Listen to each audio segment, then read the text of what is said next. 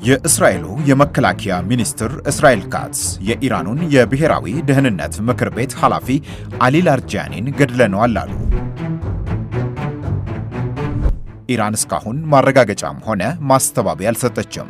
ካትስ እንደተናገሩት ላርጃኒ የተገደሉት እስራኤል ትላንት ለዛሬ አጥቢያ ኢራን ውስጥ በፈጸመችው ድብደባ ነው።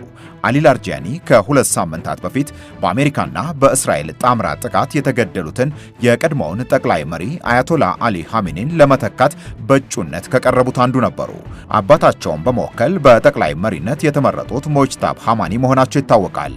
አሊ ላርጃኒ በእስራኤል ጥቃት ተገድለዋል ስለመባሉ እስካሁን ከኢራን በኩል ማረጋገጫም ይሁን ማስተባበያ ባይሰጥበትም ጉዳዩ ግን ትልቅ ዓለም አቀፋዊ መነጋገሪያ ሆኗል።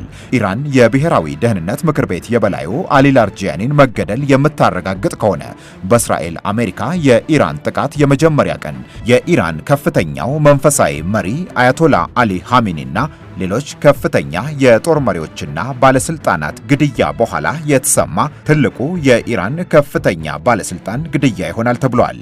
አሊ ላርጃኒ ከፍተኛው የብሔራዊ ደህንነት ምክር ቤት የበላይነት ቦታን ካለፈው ዓመት ነሐሴ ወር አንስቶ ይዘው መቆየታቸው ተነግሯል።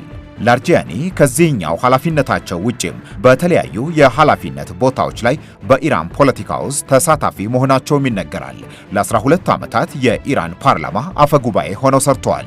በእስላማዊ መመሪያና የባህል ጉዳይ ሚኒስትርነት፣ የሀገሬው የመገናኛ ብዙሃን ተቆጣጣሪ ተቋም መሪ እንዲሁም በሌሎችም ኃላፊነቶች ማገልገላቸውም ተነግሯል።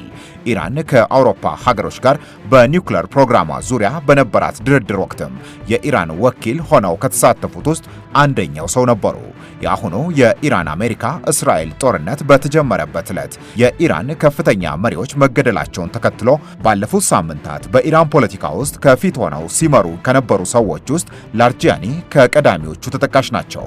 በቅርቡም አሜሪካን በተመለከተ አስተያየት ሲሰጡ ፕሬዝዳንት ትራምፕ ለራሳቸው ደህንነት ሊሰጉ እንደሚገባ መልእክት አስተላልፈው እንደነበርም ይታወሳል። የእስራኤሉ የመከላከያ ሚኒስትር እስራኤል ካትስ እንዳሉት ከሆነ አሊ ላርጃኒ በተገደሉበት ዘመቻ ባሲጅ በመባል የሚታወቀው በኢራን አብዮታዊ ዘብ ውስጥ የሚገኘው በበጎ ፈቃደኞች የተቋቋመው ወታደራዊ ክፍል አዛዥ የሆኑት ጎላም ሬዛ ሶሌማኒም ተገድለዋል ብለዋል።